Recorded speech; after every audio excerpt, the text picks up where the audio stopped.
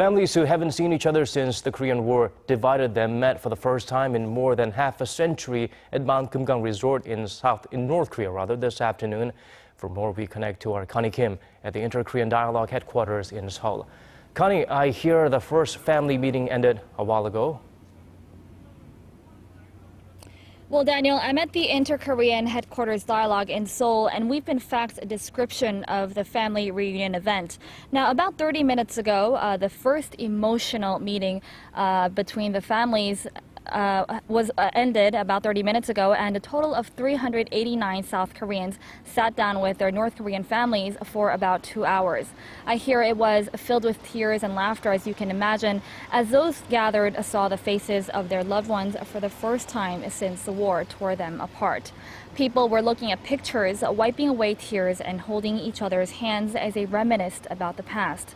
All of the families at the event had heartbreaking stories to tell, like 88-year-old father Lee Hung-jong and his daughter Lee Jung-suk, who is now 68. The two had a hard time recognizing each other as they were separated when the daughter was just 2 years old. However, their eyes soon filled with tears when Lee Hung-jong's brother recognized him.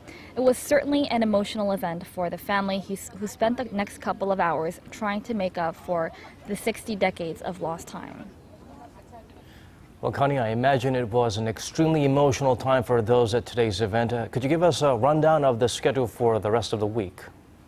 Well, Daniel, as you know, this is the 20th round of reunions for families separated by the Korean War. Now, the event is composed of 2 sessions, with the first spreading out for 3 days.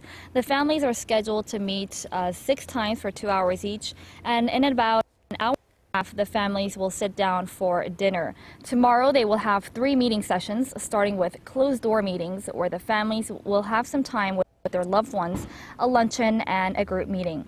Now, over the 3 days, they will meet a total of 12 hours, which is an hour more than last time with the request from South Korea. Now, this is not much time for the families, especially because they won't know when or if they'll get to see each other again.